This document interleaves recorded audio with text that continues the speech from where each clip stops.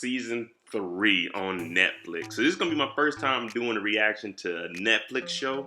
And since there's 10 episodes, what I'm thinking I'm going to do is watch them, drop them, 1, 2, 3, 4, 5, 6, 7, 8, 9, 10. 10 days straight, we're going to have an episode of Ozarks. So this is episode 1 that we're going to jump in, season 3. Man, you know how the Byrdes are. Marty and them, they got the casino up and running on the Ozarks. So it's going to be a lot of action going on this season, I feel. But hey, I'm Mo.J. Follow me on all my social media if you like. And if you like my content, please subscribe to the channel, turn on your notification bell, and you'll get something every time I drop. But hey, I'm not going to hold you up. Let's jump right into this. So as soon as the episode comes on, we got, it looks like some Mexicans, they down in Mexico.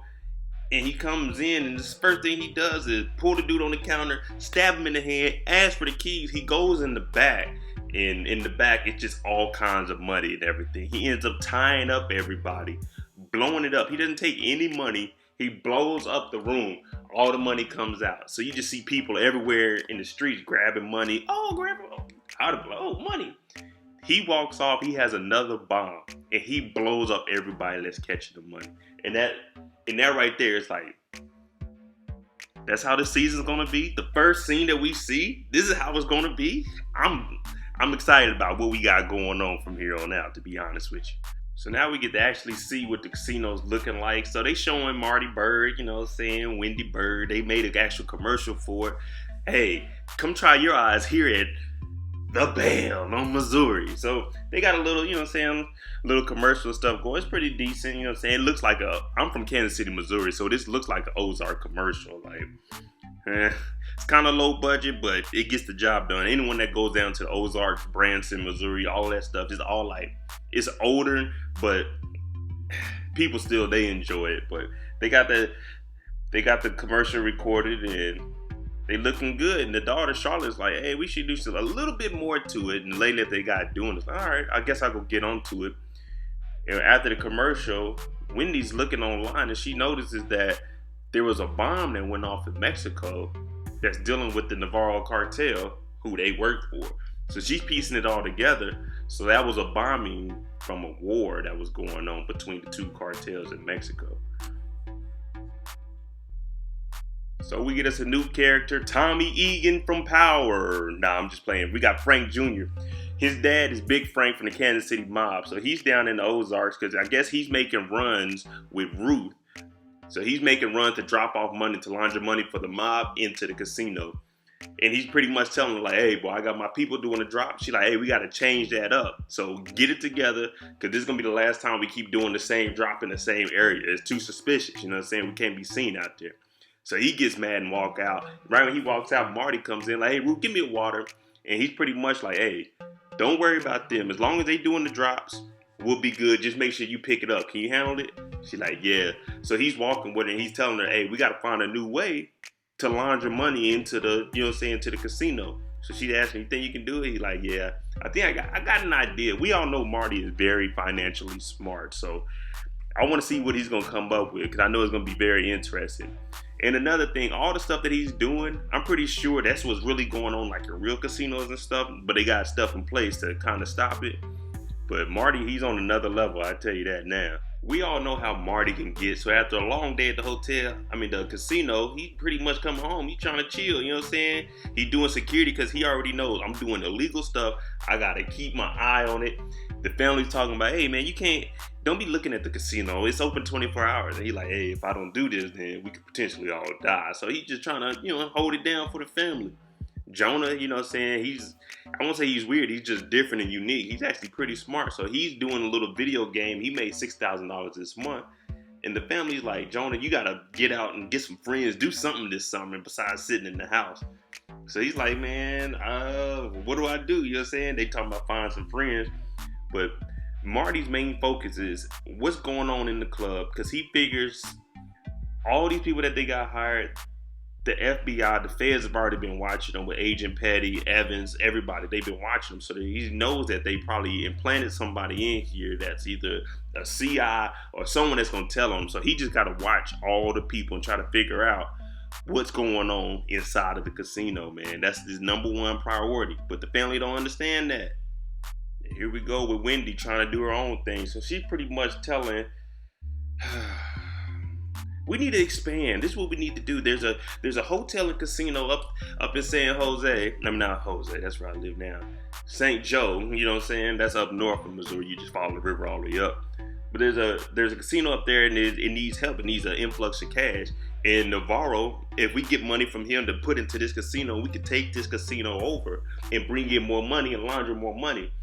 And also, there's a war going on down there. So if he doesn't want to die and leave his kids without nothing, this would be best. He could get this casino, put money into it, and set up a trust fund, and it will be good. And Marty's like, look, the best thing that can happen during this war is forget expanding. We got something now. It's Navarro dying. Navarro dies, then we're out. We're good. We're done, and we still have a casino. Let's not expand. It's stupid.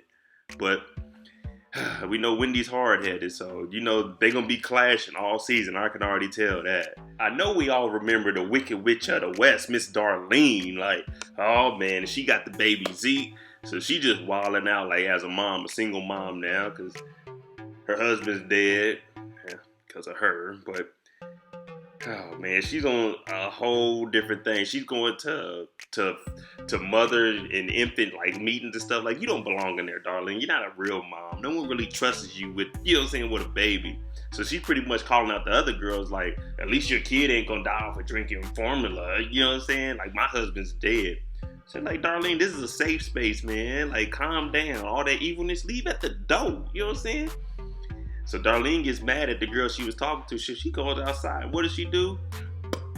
Stabs the tires. Flattens the tires. And man, Darlene, she gonna be something else this season too. I know. Because you remember, they took the land and they put that casino on it. And she never wanted the casino. But her husband was like, all right, we could bring you more money. And she like, don't do it. Don't do it. And to this day, she still resents that casino being put on their property, and they don't even have any poppy seeds. Like, she's done. She doesn't have anything going for her right now. Here go the Langmores being Langmore. We get to finally see Wyatt. We haven't seen Wyatt in a while. And Ruth is in the store, and she's like, hey, man, where you been at? I've been putting money in your account, and you haven't been using it. Use this money. You know what I'm saying? I'm making good money. Use this money. So he's been breaking and entering in people's houses. He ends up getting locked up, and his Ruth's like, hey, man, you know what I'm saying? Why don't you mess with me? I'm trying to look out for you in 3. But she did kill his father and his uncle. So it's like, Wyatt just doesn't have a connection with her no more. Like, man, he just wandering off and doing his own thing. But I think Wyatt's gonna be a big part in this show too. Just because that they keying in on him early in the first episode. I usually always take, whenever they do that in the first episode, first 1 or 2 episodes, if they key in on somebody early, then they're gonna have a big role in the season. So it turns out Marty and Wendy are actually going to therapy now. They trying to make it work. I don't think they're trying to make it work. They're just doing it just, to keep the family together. So pretty much it's just a big argument in between it every time. And it's like, why are we even here? You know what I'm saying? He's looking at her, she's looking at him like, blah, blah, blah, blah, blah, blah, blah, blah, blah. They just arguing about nothing. They can't really get into too much detail of what they arguing about because the therapist doesn't need to know that they're in a cartel. But it's just all bickering back and forth, back and forth, back and forth. So they end up leaving, and then it turns out Marty doesn't leave. Marty gets back out the car. He is bribing the therapist. Next time, he told her, take it a little easy on her and be harder on me. Let her win a couple of things. So he's giving her like $300-400 just to go in there, and she take Marty's side. Like, so Marty can convince Wendy that what he's trying to do is right. Marty is always one step ahead, man. I told y'all Marty's on a whole different level of what he be thinking. I told y'all Marty was going to have some kind of idea. So what Marty is doing is he's taking dirty money and he's taking it to the casino and he's putting it in the lock boxes that are going to go onto the floor. So what this does is in each lock box, there's probably going to be about $5,000 to $10,000 cash already in it. So when people start playing, they'll put money in on top of it. So all this money's already mixed into it because no one looks in the lock boxes before they go out because they're empty.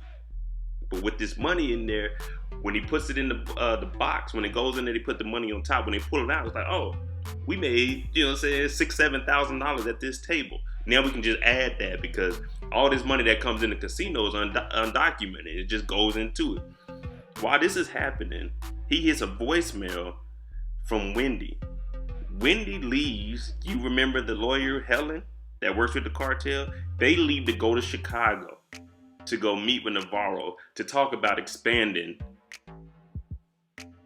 All this is behind Marty's back. So you know Marty ain't going to be happy about this at all. I don't know, man. Something about Wendy. And then she got Helen working with her too. Oh, Lord. So they finally get to Chicago and they board in a private plane. Navarro's in there. Helen and Wendy, they all get in there. They sit down. Helen starts explaining to Navarro what's going to happen. Blah, blah, blah. We need to expand. We see an opportunity. We can get this thing. We can get some money. We can get more money. We can launder more money for you. And then he looks at Helen like, just stop talking. Let me hear it from her. You know what I'm saying? Because I don't believe that this is her. I don't believe that this is Wendy's idea. If this is, let's hear it from her. So Wendy tells him, with this war going on, you need to, I know you haven't paid attention to what happened to the case because it was a different cartel, but they made his kids testify against him and they were left with nothing. Now, if you take this opportunity and get this new casino with us, casino and hotel, then we can launder more money for you. We can set up trust funds for you. And then if anything does happen to you, your kids will still be paid after this is all over with. So he doesn't give a yes or no response. He just tells Helen to get out of here.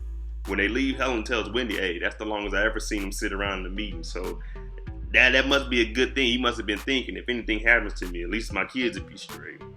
None of us like Agent Evans or Agent Petty, but he's pretty much like, hey man, you guys got a big poker tournament going on. Let me see who filed their taxes for this. And then he sees Frank. He knows Frank is part of the mob. His dad runs the mob. So he's like, did he file one?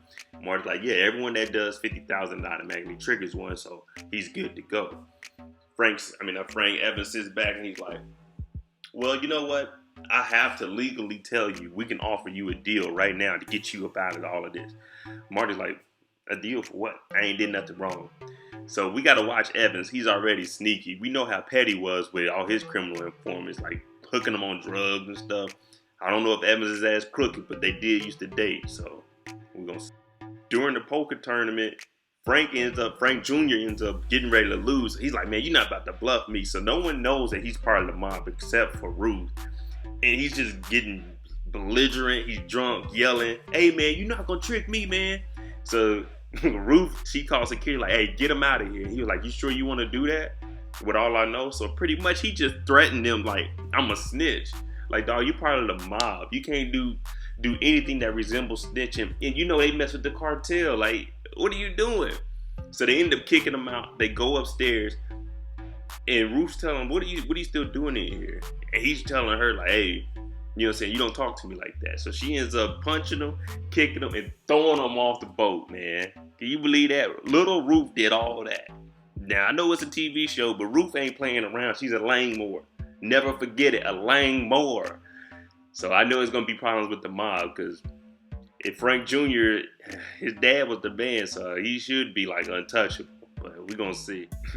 While Wendy's in Chicago, she calls Marty and is like, hey, I'm just giving you an update. It went all right. So he's like, all right, cool. She was like, well, I'm at our old house. He said, how's it look? Oh, it looks the same, just got different people in there. So she waits for everybody to leave.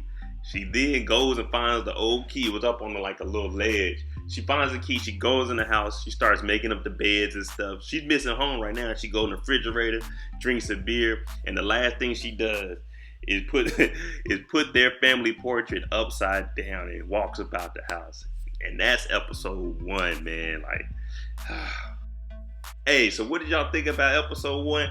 Comment below. What do you think is gonna happen with the mob and them doing Frank like that, throwing him off the boat? You know you can't do that to Frank, but Frank was out of line.